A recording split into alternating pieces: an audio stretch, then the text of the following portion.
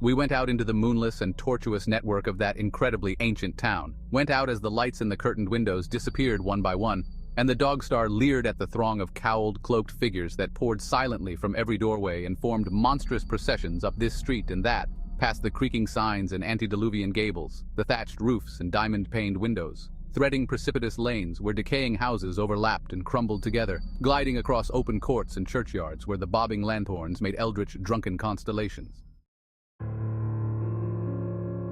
Amid these hushed throngs, I followed my voiceless guides, jostled by elbows that seemed preternaturally soft, and pressed by chests and stomachs that seemed abnormally pulpy, but seeing never a face and hearing never a word. Up, the eerie columns slithered, and I saw that all the travelers were converging as they flowed near a sort of focus of crazy alleys at the top of a high hill in the center of the town, where perched a great white church. I had seen it from the road's crest when I looked at Kingsport in the new dusk, and it had made me shiver because Aldebaran had seemed to balance itself a moment on the ghostly spire. There was an open space around the church, partly a churchyard with spectral shafts, and partly a half-paved square swept nearly bare of snow by the wind and lined with unwholesomely archaic houses having peaked roofs and overhanging gables. Death fires danced over the tombs, revealing gruesome vistas, though queerly failing to cast any shadows. Past the churchyard, where there were no houses, I could see over the hill's summit and watch the glimmer of stars on the harbor, though the town was invisible in the dark. Only once in a while a lanthorn bobbed horribly through serpentine alleys on its way to overtake the throng that was now slipping speechlessly into the church. I waited till the crowd had oozed into the black doorway, and till all the stragglers had followed. The old man was pulling at my sleeve, but I was determined to be the last. Then I finally went, the sinister man and the old spinning woman before me.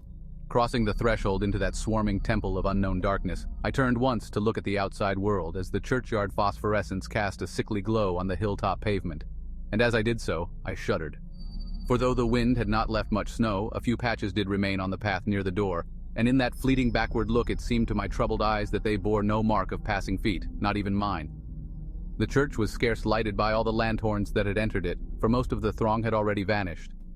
They had streamed up the aisle between the high white pews to the trapdoor of the vaults which yawned loathsomely open just before the pulpit and were now squirming noiselessly in. I followed dumbly down the foot-worn steps and into the dank, suffocating crypt. The tale of that sinuous line of night marchers seemed very horrible, and as I saw them wriggling into a venerable tomb, they seemed more horrible still.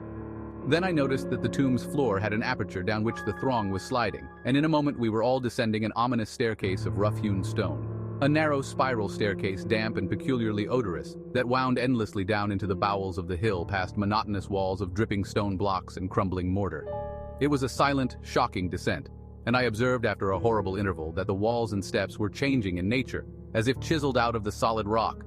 What mainly troubled me was that the myriad footfalls made no sound and set up no echoes. After more eons of descent, I saw some side passages or burrows leading from unknown recesses of blackness to this shaft of nighted mystery. Soon they became excessively numerous, like impious catacombs of nameless menace, and their pungent odor of decay grew quite unbearable. I knew we must have passed down through the mountain and beneath the earth of Kingsport itself, and I shivered that a town should be so aged and maggoty with subterraneous evil. Then I saw the lurid shimmering of pale light and heard the insidious lapping of sunless waters. Again I shivered, for I did not like the things that the night had brought, and wished bitterly that no forefather had summoned me to this primal rite. As the steps and the passage grew broader, I heard another sound, the thin, whining mockery of a feeble flute, and suddenly there spread out before me the boundless vista of an inner world. A vast fungus shore litten by a belching column of sick, greenish flame and washed by a wide, oily river that flowed from abysses frightful and unsuspected to join the blackest gulfs of immemorial ocean. Fainting and gasping, I looked at that unhallowed Erebus of Titan toadstools, leprous fire, and slimy water, and saw the cloaked throngs forming a semicircle around the blazing pillar. It was the Yule rite, older than man and fated to survive him, the primal rite of the solstice and of spring's promise beyond the snows, the rite of fire and evergreen, light and music. And in the Stygian grotto I saw them do the rite, and adore the sick pillar of flame, and throw into the water handfuls gouged out of the viscous vegetation which glittered green in the chlorotic glare. I saw this, and I saw something amorphously squatted far away from the light, piping noisomely on a flute, and as the thing piped, I thought I heard noxious, muffled flutterings in the fetid darkness where I could not see. But what frightened me most was that flaming column, spouting volcanically from depths profound and inconceivable, casting no shadows as healthy flame should, and coating the nitrous stone above with a nasty, venomous verdigris. For in all that seething combustion no warmth lay, but only the clamminess of death and corruption. The man who had brought me now squirmed to a point directly beside the hideous flame and made stiff ceremonial motions to the semicircle he faced. At certain stages of the ritual, they did groveling obeisance, especially when he held above his head that abhorrent Necronomicon he had taken with him, and I shared all the obeisances because I had been summoned to this festival by the writings of my forefathers. Then the old man made a signal to the half-seen flute player in the darkness, which player thereupon changed its feeble drone to a scarce louder drone in another key, precipitating as it did so a horror unthinkable and unexpected. At this horror I sank nearly to the lichened earth, transfixed with a dread not of this nor any world, but only of the mad spaces between the stars.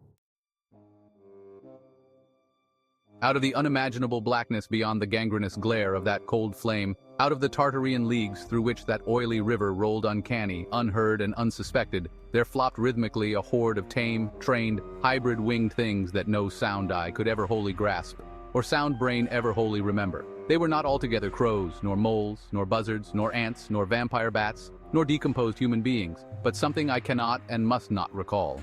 They flopped limply along, half with their webbed feet and half with their membranous wings. And as they reached the throng of celebrants, the cowled figures seized and mounted them, and rode off one by one along the reaches of that unlighted river, into pits and galleries of panic where poison springs feed frightful and undiscoverable cataracts. The old spinning woman had gone with the throng, and the old man remained only because I had refused when he motioned me to seize an animal and ride like the rest. I saw when I staggered to my feet that the amorphous flute player had rolled out of sight, but that two of the beasts were patiently standing by. As I hung back, the old man produced his stylus and tablet and wrote that he was the true deputy of my fathers who had founded the Yule worship in this ancient place, that it had been decreed I should come back, and that the most secret mysteries were yet to be performed. He wrote this in a very ancient hand, and when I still hesitated, he pulled from his loose robe a seal ring and a watch, both with my family arms, to prove that he was what he said. But it was a hideous proof, because I knew from old papers that that watch had been buried with my great-great-great-great-grandfather in 1698. Presently the old man drew back his hood and pointed to the family resemblance in his face, but I only shuddered, because I was sure that the face was merely a devilish waxen mask. The flopping animals were now scratching restlessly at the lichens, and I saw that the old man was nearly as restless himself. When one of the things began to waddle and edge away, he turned quickly to stop it, so that the suddenness of his motion dislodged the waxen mask from what should have been his head. And then, because that nightmare's position barred me from the stone staircase down which we had come, I flung myself into the oily underground river that bubbled somewhere to the caves of the sea. Flung myself into that putrescent juice of earth's inner horrors before the madness of my screams could bring down upon me all the charnel legions these pest gulfs might conceal. At the hospital, they told me I had been found half frozen in Kingsport harbor at dawn, clinging to the drifting spar that accident sent to save me. They told me I had taken the wrong fork of the hill road the night before and fallen over the cliffs at Orange Point, a thing they deduced from prints found in the snow. There was nothing I could say because everything was wrong. Everything was wrong, with the broad window showing a sea of roofs in which only about 1 in 5 was ancient, and the sound of trolleys and motors in the streets below. They insisted that this was Kingsport, and I could not deny it. When I went delirious at hearing that the hospital stood near the old churchyard on Central Hill, they sent me to St. Mary's Hospital in Arkham, where I could have better care. I liked it there, for the doctors were broad-minded and even lent me their influence in obtaining the carefully sheltered copy of Alhazred's objectionable Necronomicon from the library of Miskatonic University. They said something about a psychosis and agreed I had better get any harassing obsessions off my mind. So I read again that hideous chapter, and shuddered doubly because it was indeed not new to me. I had seen it before, let footprints tell what they might, and where it was I had seen it were best forgotten. There was no one, in waking hours, who could remind me of it. But my dreams are filled with terror because of phrases I dare not quote.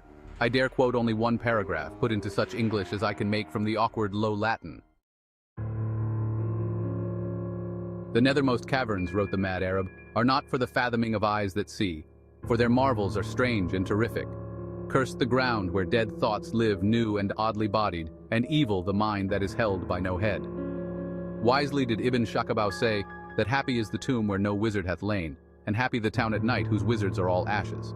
For it is of old rumor that the soul of the devil-bought hastes not from his charnel clay, but fats, and instructs the very worm that gnaws, till out of corruption horrid life springs, and the dull scavengers of earth wax crafty to vex it and swell monstrous to plague it. Great holes secretly are digged where earth's pores ought to suffice, and things have learnt to walk that ought to crawl.